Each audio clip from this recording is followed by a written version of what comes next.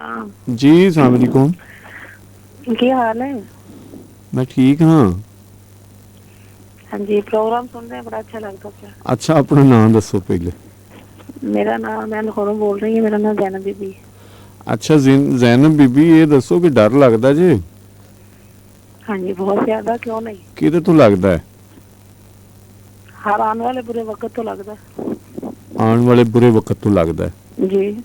ते बुरा वक्त खुदा ना खास्ता क्यों आंदा है?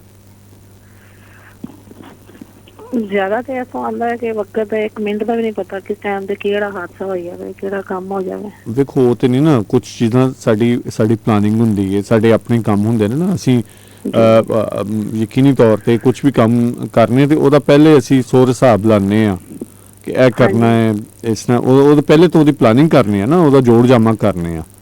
हाँ जी।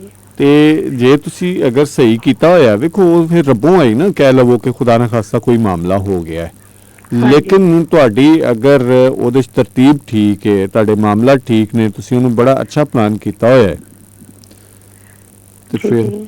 ਤੁਸੀਂ ਕਰਦੇ ਹੋ ਇਸ ਚੀਜ਼ ਨੂੰ। मैं बाकी से और किसी को नहीं डरती, सिर्फ अल्लाह को ज्यादा डरनी है, लेकिन बीमार होने तो ज्यादा डरनी है। ਉਹ ਕਮਲੋ ਇਹ ਤੇ ਗੱਲ ਠੀਕ ਹੈ, ਪਰ ਮੈਨੂੰ ਇਹ ਦੱਸੋ, ਉਹ ਅੱਲਾ ਕੋਲੋਂ ਤੁਸੀਂ ਐਵੇਂ ਡਰੀ ਜਾਂਦੇ ਹੋ? ਅੱਲਾ ਤੇ ਕਹਿੰਦਾ ਮੈਂ 70 ਮਾਵਾਂ ਜਿੰਨਾ ਪਿਆਰ ਕਰਨਾ, ਜਿਹੜਾ ਵੀ ਆਉਣ ਵਾਲਾ ਉਹ ਕਹਿੰਦਾ ਮੈਂ ਅੱਲਾ ਕੋਲੋਂ ਹੀ ਡਰਨਾ। बिल्कुल। और कहते ਕਿਉਂ? रहे ना, जेड़ा करे वो भी डरे, जेड़ा ना करे वो बहुता ਕਿਉਂ डरे। ਬਈ ਉਹਦੇ ਕੋਲੋਂ ਕਿਉਂ? ਜਿੱਥੇ ਡਰ ਹੋਵੇ ਉੱਥੇ ਤੇ ਮੇਰੇ ਖਿਆਲ ਕਿ ਨਾ ਗੁਰਬਤ ਹੁੰਦੀ ਹੈ ਤੇ ਨਾ ਹੀ ਕੋਈ ਅੰਦਰ ਪਿਓਰਿਟੀ ਹੁੰਦੀ ਹੈ, ਖਲੂਸ ਵੀ ਨਹੀਂ ਹੁੰਦਾ। नहीं, गुरबत ते हर घर दे विच है। ਨਹੀਂ ਗੁਰਬਤ है। ਨਹੀਂ ਗੁਰਬਤ जी। ਕਰੀਬੀ ਨਹੀਂ ਹੁੰਦੀ, ਮੈਂ ਕਿਹਾ ਉਹਦੇ ਨਾਲ ਜੁੜਤ ਨਹੀਂ ਹੁੰਦੀ। ਕੀ ਕਹਿੰਦੇ ਹੋ? ਹਾਂਜੀ।